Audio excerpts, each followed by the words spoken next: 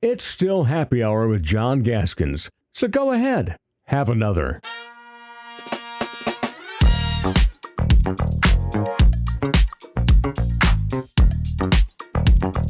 All right, time for liftoff, the Matt Vitzthum era at USD.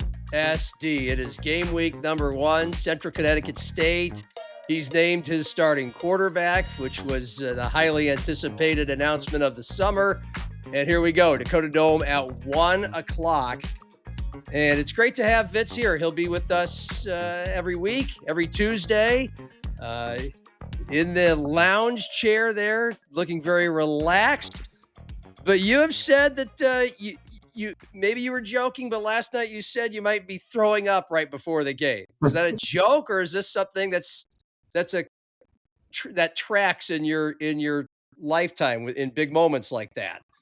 Certainly may happen. I can tell you that. Yeah, I'm not sure how I'll respond on Saturday right before kickoff, but yeah, there's a possibility that I'm in the bathroom calling some dinosaurs for sure. I mean, how has it been just as you get closer and closer to Saturday? By now, you've been the head coach for several months, and there's all kinds of checkpoints. We've talked about this during those checkpoints along the way of being what it's like being the head guy. But now that you get closer to a game, what kinds of emotions or thoughts or anything are you going through? Yeah, I'm really excited. I really am. I'm excited for our guys. I'm excited for our coaching staff. It's been a lot. It always is, right? It's a long 9 months here since Christmas. um, to really kind of get things going, right? And we've been going against each other, and you're in the weight room, and it's so much, against each other. It's time to be on the same team again, and yeah, they're excited to go out there and showcase what we're about, and I'm excited to be a part of that. You know what I mean? I'm no bigger than anybody here, but it'll be a fun Saturday. Regardless of what happens, we're ready to go out there and give it our best shot. What kinds of things did you learn from or even ask Travis Johansson about when it comes to being a first-time coach and head coach and in those very same shoes at USD? It was only a Yeah, year. I think the big thing is like not getting too involved on the calls on each side of the football and being just a little bit more like, hey, what's the feel of the game going on, right? Like, when are you needed? What decision is 2, 3, 4 plays away versus you're in that moment, and for me, watching, hey, what are the safeties doing? What's our quarterback thinking on each individual play call? It's separating from that, and having that 10,000 foot view of, hey, what's the game feel like? What's about to happen, and are we ready? And I got to make sure everybody's alerted to those situations. So I've tried to do everything I can, in scrimmages and at practice to put myself in those positions. But yeah, I'm sure the game will have some surprises for me, but that's part of it. You know, a lot of coaches say that the advice that they get when they're in these shoes is be yourself. At the same time, how much of a believer are you in that, especially during a game, on a game day, and throughout a game? You've heard the cliche, team takes on the personality of its head coach. First of all, how much do you believe that? Yeah, I'm not a big believer in that. I think, when you're dealing with, 100 guys, right? Like, there's a lot of personalities in there, and you got to let the personality of each guy kind of show a little bit. And then obviously, we have a culture and some of the things that we believe in. I hope that's what really shows up on tape, not the personality of myself. It's what we believe in collectively should show up on tape. However, how well or in what way do you feel you should present yourself on a game day in front of your team? Yeah, I mean, that's a great question. I've thought about that, right? What do I need the players to see? What do they need to hear? I think, like, I'll go back to what you said. I'm going to be myself, and probably some of that is probably be a little too emotional at times. But that's okay. Like I said, I'm here because of what I've done, and I'm going to continue to be that.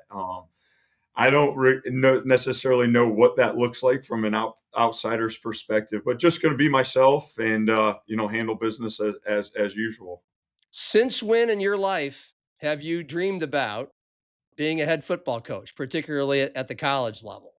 Not till about a year ago. Oh, come I on.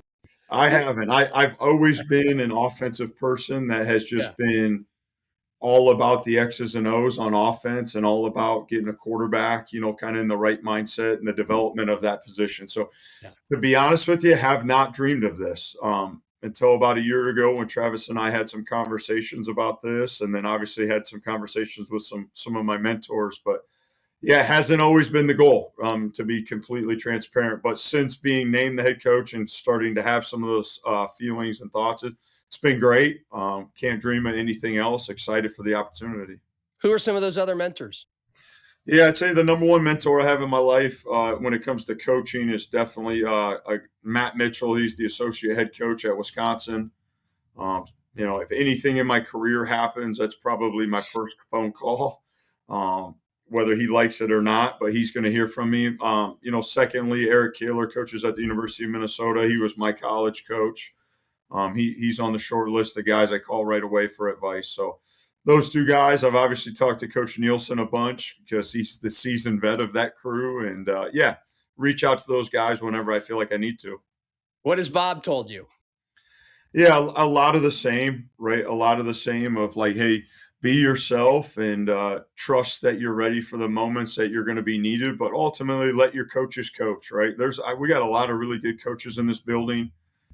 They're ready to go. They'll have their guys ready to go, and I got to kind of get out of the way. But when they need me, I'll step in and be there for them. Well, let's get into those coaches, particularly on the offensive side. You've mentioned that you've been mostly an offensive guy and working with quarterbacks, and I would think that fell well into being the head coach when deciding between three quarterbacks all spring, uh, through much of the summer, and landing on one, and it's Austin Majetsky, and that announcement was made last night. But before we get into specifically him, just how did you go about that decision with your coaches? You ultimately know that you're the final veto power, final decision maker on everything. But how did you guys go about finally landing on this one player? Yeah, when we hired Heath Parling, Coach Morrison and myself, so Coach Morrison, our offensive coordinator, and myself both coached Heath in college. So a lot of familiarity with Heath, felt really good, and they had worked together at another institution as well. So when we hired Heath, all three of us sat down and really kind of roadmapped the next 8 months. We hired him in January, and we knew that this decision was looming. We knew that this would be a big decision for our program, and there wasn't just an automatic, hey, this guy was going to step into that role. Yeah. We had three guys that we thought were very viable candidates after signing Jackson Proctor. So we sat down and we just laid out kind of a roadmap of what the next 8 months looked like. And we knew right away, we would split reps pretty evenly throughout spring ball. We would, slide a guy in the summer with a lot of the ones and maybe guy with the twos, but move them around still pretty equally. And then we made the decision that after a week in fall camp, we were going to make sure that a guy got the opportunity to be the starting quarterback here and really kind of take hold of the job. And the roadmap stood true. The process that we laid out really, really, really worked out well. And we really are excited about where we landed. So you picked Austin Majetsky about a week into fall camp, and that kind of started giving him the bulk of the number one reps. Yeah, we thought it was really important to have that guy go through a ton of situational work with the ones, right? When I talk about situation, you're talking about red zone, third down, you're talking about 2 minute, 4 minute scrimmage situations. Wanted him to, and he had earned that, right? We didn't just give him that. He had earned that right to take those reps. And we wanted the guys around him and we wanted the one defense to go against him every single day, right? Like that iron sharpen iron Yeah. mentality. And I really think, when we got Austin into that role, he stumbled, but really, really pleased with how he picked himself off the mat and how he's kind of ended here these last 10 days. Feel really, really comfortable about where he's at. You mentioned after a recent practice, maybe about a week ago, when Matt Zimmer was down there, that you did throw the kitchen sink at him and all these guys. And so, from the outsider, which Matt is coming in, it looked like he was really struggling on that day. And the iron sharpens iron thing. How delicate? How do you go about deciding we're going to throw everything, make everything really hard? So maybe the games will seem easier because he's going against a great defense, and you're giving him. But how do you walk that line between that and you still want him to make a lot of plays and develop some confidence going Yeah, in? I think it's a great point, right? There's that fine line of you bury him and he starts to lose, confidence and he gets a little bit rattled. But our thought was, let's try to rattle him. Let's try to see if we can shake his confidence because if he can bounce back from that, we know that there's going to be some adversity this season, right? This is Yep. not going to be a perfect season. We're going to stumble in a quarter. We're going to stumble in a half. We might stumble for a full game or two, right? Can he and that guy pick himself off the mat with the help of his coaches and teammates to get back to the position that we need him to be in? I think that's a big underrated trait that quarterbacks you need. I mean, you see it all over in the NFL, right? Like the first round pick goes in there and stumbles, like does that organization and does that group of people around him, do they support him well enough to get him back to where he's capable of getting? And I think we've done that here in the past week. Austin is feeling as good as he's probably ever felt. We installed a lot of the game plan already with him, and we've practiced once on Central Connecticut State, and he's looked really, really sharp, really, really good. So, like I said, we've had a process. That process has worked out really well for us. Yeah, I mean, just within this time that he got okay, now he's taking number one reps and you're throwing everything at him. When did you know after that point? Like, can you take us and give us a play, a series, a day where he had to adjust to or react to some adversity and you saw that and it clicked? Yeah, I think the first time he had gone 2 2-minute drills and he hadn't gone down the field and we hadn't scored or tied the game right at the end of a practice. And it was like, okay, like, can he do this, right? When the moment is on and they know it's a pass and the pass rush is coming after him, like, can he find his way? And it's not a perfect play call, right? And he really found his way.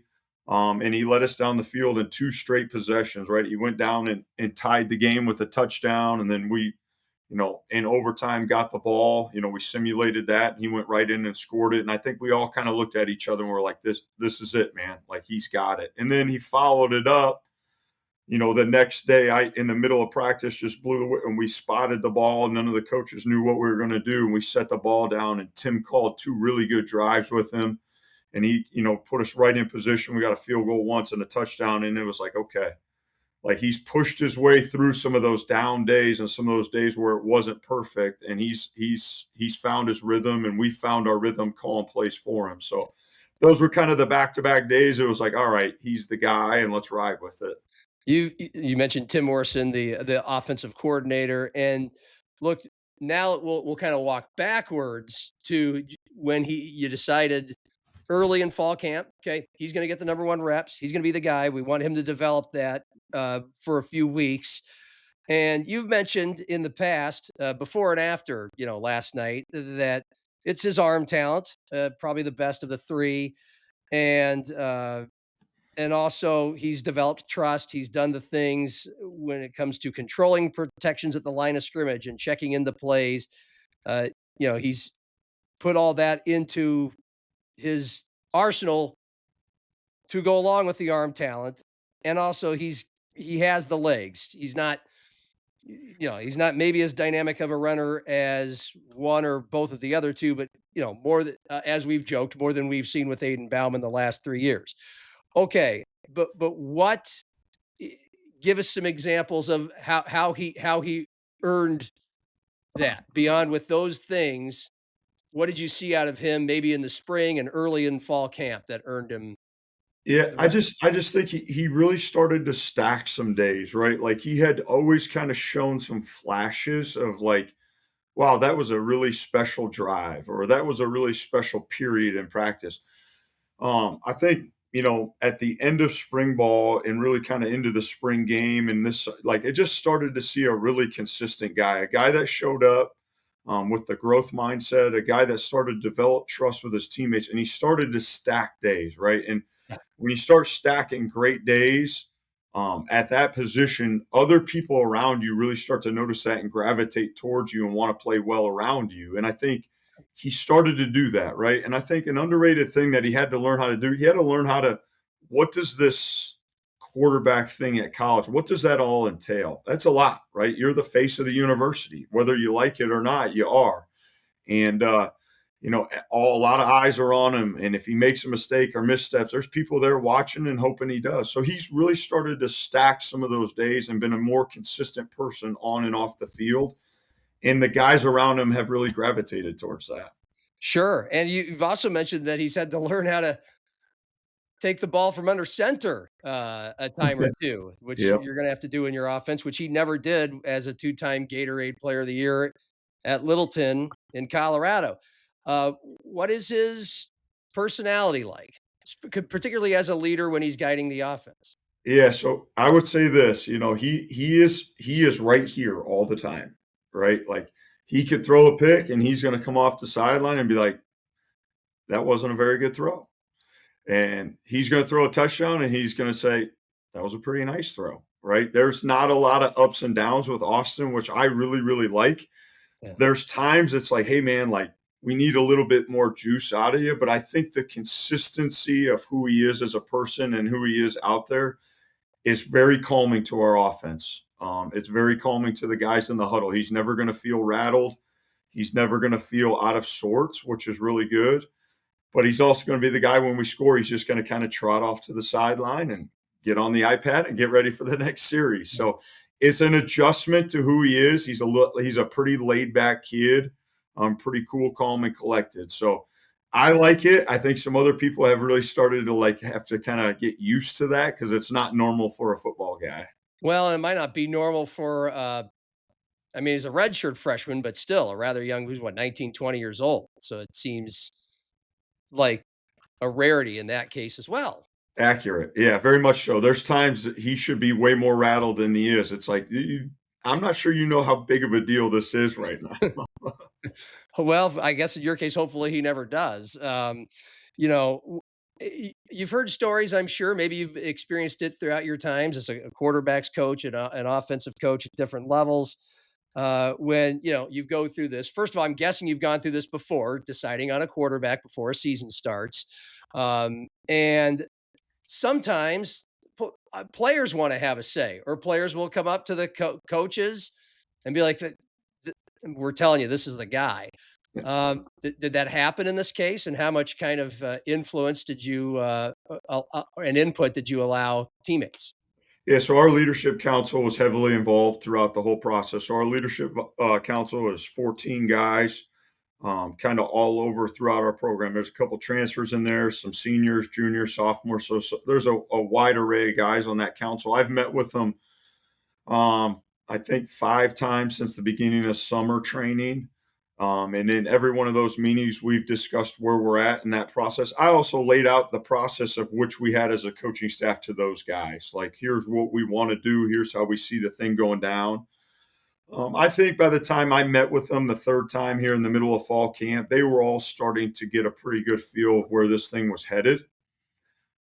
But they are also such great kids. They were never, nobody was like, you should do this or you shouldn't do that. The answer always like, we'll support whatever you guys think as a staff. But they started to get a pretty good feel where we're at on things pretty early in camp because again, we've been together so long, right? Like all summer, all fall camp, like they knew and they've been right there in the trenches with us. Okay. Who's going to be the backup? Yeah, I think that's a really good question. I think we are still kind of sorting that out. If we get to that situation, we would probably go a little bit of back and forth with Nevin and Jackson. Um, yeah, I mean, to be honest with you, that's kind of up in the air right now. We're splitting reps at practice to determine that. There's a possibility if we would get there, you'd see both of those guys. To be honest. Well, we only now have about 10 minutes to go through the other 21 positions on the field. So you we know what you got in your running backs and that you're going to lean on Charles Pierre and Keandre Jones Logan. That is going to, if they can produce, give you guys some short second and third down situations.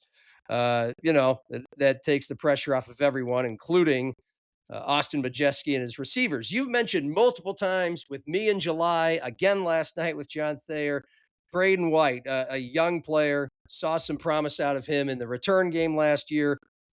Before the 5-for-5 rule came in effect, you were, you were keeping him under that red shirt threshold. But why? Why is Braden White emerged as a guy that you guys just can't keep off? You feel like you can't keep off the field. Yeah, really, really, really unique personality, really unique kid. I've never in my career had a standout receiver be a high school state champ wrestler. He's a wrestler. He has that mentality. He's tough. He's nasty. We can line him up all over. He can block. He can run routes down the field. He can run them in the intermediate game. He's pretty snappy. He's twitchy. I think he's got an all around game that we can build an offense around. So really excited about him. Really excited about his growth throughout fall camp. And again, excited for him to go out and be on the field for us offensively, not just in special teams, but offensively and showcase his skills. Okay. And same thing for Lucas Feldkamp, a redshirt freshman. I had the pleasure of enjoying watching him wreak havoc at Brandon Valley for 2 or 3 years alongside Hudson Parliament. And you tell me how often even redshirt freshmen start on the offensive line, and again, why? How did he emerge? Yeah, very difficult to do. You nailed that, right? Especially, at this level and in this league to be able to play this early on. Lucas has really earned that opportunity. I'd start with Lucas, football IQ wise, one of the smarter, intelligent football players that I've been around. Really grasp what we're trying to do, really grasp what the defense is trying to do. I think when you're young like that, that's the first thing, right? Can you get a hold of mentally what's going on in our playbook and also what the defense is doing? And Lucas has done that seamlessly. So, really, really proud of Lucas. There's a possibility in the first game Lucas could play multiple positions. So, even more than just Lucas being out there, he might play some center or tackle for us in the first game. He's had an unbelievable offseason, improved his strength, has had a really, really impressive fall camp in there for us. So, I'm excited, man, for Lucas Feldkamp. Yeah. He's going to be a star for us. Did I get that wrong? Is he going to start or is he going to rotate in a lot? Yeah, I think in the first game we'll probably see 6 or 7 offensive linemen for us. Sure. Whether he starts or plays a lot, pool or pond at this point, they're all going to get some significant time in there, and he'll be a part of that. About a month ago at Missouri Valley Football Media Days, I mentioned to you, or asked you to mention areas that people may be surprised by, or people aren't talking about a lot. And, quarterback, as I've proven again today, can suck up a lot of the oxygen. But you mentioned the offensive line. And on the surface, that would surprise some people because only one of your 5 offensive linemen are returning starters. But, we've detailed this on this show that you've got a ton of size and you do have a ton of experience at other places, like Utley from UTEP and Nick Herzog, who has been, played in the Big Ten at Northwestern. And you got guys like Grant Chapman, Brendan Crispy, who have played 15 games, all 15 last year at USD. They just didn't start. But yeah, and they're big, big gentlemen. What else? Why do you figure that the offensive line is not going to miss a beat, even though they haven't started together? Yeah, I think it starts with the leadership. I think obviously Tim, our offensive coordinator, is a lifelong offensive line coach. Plus, you bring in James Bain from the University of Minnesota. I just think the development and the leadership that I've seen, Tim throughout his career really, developed those guys, and obviously James coming in here and those guys really working hand in hand. I trust those 2 guys to really put a great product on the field. And then, you nailed it. I just think we have a really, really great group of, guys that we've developed in our program, and we've added the right transfers, the right guys, right, that have the right mindset, that maybe have done things differently at a different institution, but have came in here with a growth mindset and are really, really excited. I can't tell you, that's probably the group I'm most excited kind of see gel together out there on Saturday. We're a work in progress, and like I said, we may play 6, 7 guys up there, but I'm just excited to watch those guys go at it and start to build kind of their resume this season. Sure. And then over to the defense, where it's fascinating to me. It's happening up north at the other Division I school in South Dakota. A couple of Division II Northern Sun Conference transfers making noise and coming in right away. And you guys wouldn't be interested in them, and they wouldn't be there unless you thought they were ready to play at this level. But Isaiah Ray, the Concordia St. Paul transfer, you've called him dominant and unblockable. Again, just give us some examples of what you've seen that we might see on Saturdays. Yeah, first of all, I tell you, Isaiah got into our strength program and absolutely blew up. We're talking 25 pounds in 5 months. Just I think all of the resources and the time and the energy and the effort that we can spend into those things that maybe they couldn't there has really shown up, and that's no discredit to them. It's just the amount of things that we do and the amount of emphasis or the points of emphasis we put on that here. So one to see that, and I just think his skill set fits what we do defensively. Right, we're a heavy-handed, all hands-on guys, defensive line. We're not edge, rush around. Like we're right through the center of guys, and I think that's his skill set. So I think him coupled with Coach Nelson's coaching, I just think he's been a perfect fit, and I think that's what gets overlooked a lot of times with the transfer portal is can you fit in schematically, and do you guys fit and gel together? And if those things come together, a lot of times it's a really good marriage, regardless of where you came from, right? And Isaiah has just been a perfect fit for us on and off the field. He's developed, and again, just another guy really, really excited to watch, run out, with the motorcycle and watch him go at it because I'm tired of watching him beat on our tackles every day. Okay. We've mentioned Chris Dixon over and over again as a guy who just demands more than one blocker, opens things up for guys like Gabe Hardman and a pretty salty linebacker crew. Gabe's a captain now. We really enjoyed our conversation with him last week here on Happy Hour. And so, in lieu of time, I'll just move on to the opponent. And look, you have a team that, as you mentioned, same head coach, same coordinators. That's sometimes rare in FCS football for 3 straight years now. So they're going to bring some consistency to the table. What I'm curious about is how do you like an opponent like this? You're not opening right away with an FBS team. You're also not opening right away with a Division II team, or certainly, a team that struggled to win last year. How do you like this as a test? Yeah, love it. I can't tell you how much I love our non-conference schedule to open up.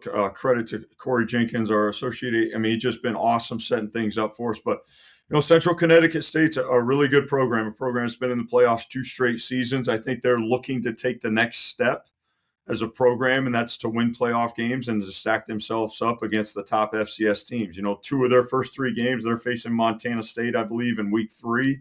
So they're really trying to figure out where they're at as a program. You nailed it. There's a lot of consistency on tape. You watched 2 years ago. It's a very similar outfit, structurally, schematically, culturally. You can see the things that they believe in on tape. So it's a really good start for us. It's a really good test for us to start. I know our guys this team has their full attention, and they're excited. They're going to have a new quarterback and a new running back, and you're going to have to adjust to that. But conceptually, from what you've seen, what do they do on offense that's going to be really tough to start? And how do you? Yeah, they're an RPO based offense. They almost every single play is an RPO, or run pass option. So, our defense, that'll be something new for them. That's not something that we do a ton of offensively here. So, again, to get adapted and adjusted to that, you nailed it. They've typically had a pro style quarterback. The kid that they've listed as a starter isn't necessarily that. So we'll have to settle in and see what their game plan is against us. That's what the key to a lot of openers is, right? Like, what have they adjusted in the offseason, whether it be scheme or whether they've done something different to adjust to their personnel. We're just going to have to kind of settle in and see what that plan is against us. It's going to be fun to watch. Really, thank you for taking your time this morning. I love your backdrop there. You got the bookshelf, you got the trophies, you got the red neon sign. There you go. Yep. It was an enjoyable conversation. Best of luck, and do what you got to do before the game. Yeah. I appreciate it. I mean it. Thanks for your support, and thanks for the coverage. Matt Vitzthum, head coach, USD football Saturday, Central Connecticut State. We'll talk all about it next week here on Happy Hour. Cheers.